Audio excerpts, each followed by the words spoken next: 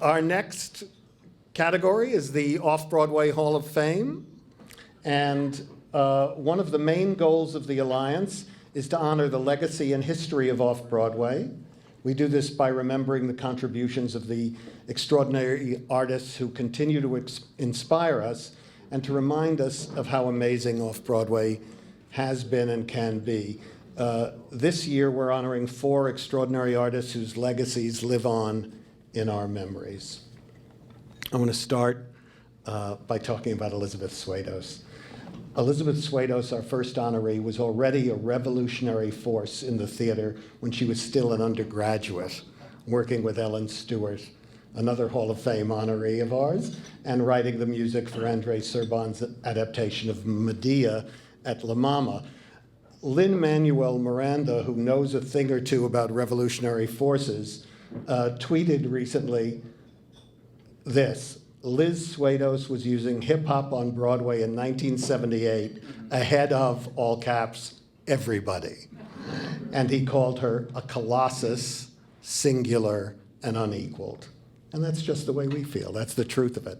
Elizabeth Swados was a groundbreaking artist who deliberately set out to break the bounds of convention, and she did that, creating a new socially engaged musical theater, drawing on genres and methods that breathed new life into the form. In 1978, Runaways, a musical revue which was based on interviews and workshops that she conducted with runaway teenagers, premiered at the Public Theater and then moved to Broadway. Elizabeth and her work received 5 Tony nominations that year, including Best Musical, Best Direction of a Musical, Best Book of a Musical, Best Original Score, and Best Choreography. The director, the writer, was all Elizabeth Swados. In 1980, she was back at the Public Theater with Alice in Concert, with book, music, and lyrics by Elizabeth, directed by Joseph Papp, and with Meryl Streep in the title role.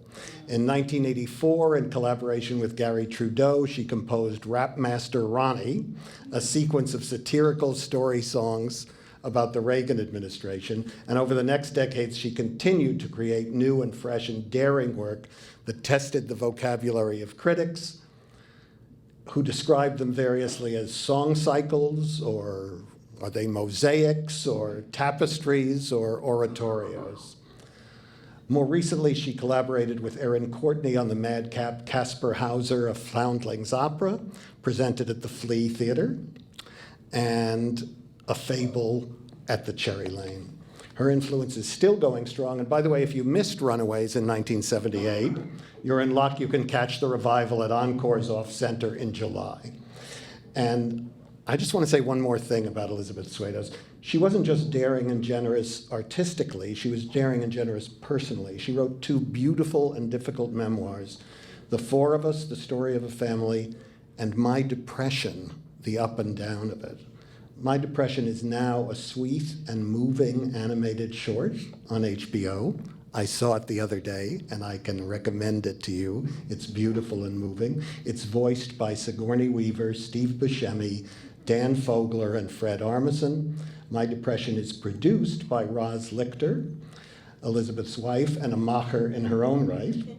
A producer, production counsel, and valued advisor to any number of important artists and productions, here to accept our Hall of Fame honor for Elizabeth Swados. Please help me welcome Roz LIchter.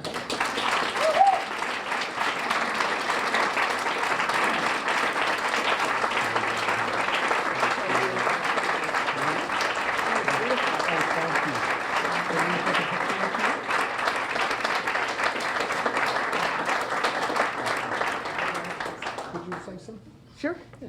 Thank you very much, and thank the Broadway Alliance.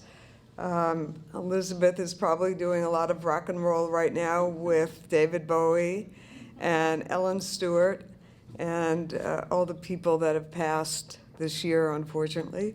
Liz and I had the opportunity to get married, and we were married for 3 years, although together for 30 years. We had a great time, a great marriage, a great relationship. And many people say that Elizabeth was ahead of her time. She really was in Liz time. And Liz time was perhaps for some people ahead of their time. But just to speak a bit about her process, because people said, how could you have a relationship with somebody who is so productive and does so much work? And I said, well, sitting across from her in our couch in our loft, I could see the mind was going. She wasn't writing, it was just going. And so she was very much a multitasker, and when she was writing plays, she was also writing books. And I will just push one more book. Last night we had a reading of Barnes & Noble with Meryl Streep and Rebecca Karen and Taylor Mack and myself. And it's a book that just came out this week called The Dog Walker. It's hilarious. It's Liz, and it's something that you should all go out and buy on your way to seeing Runaways at Encore below. But I thank the Broadway Alliance. I thank you very, very much. It's very special.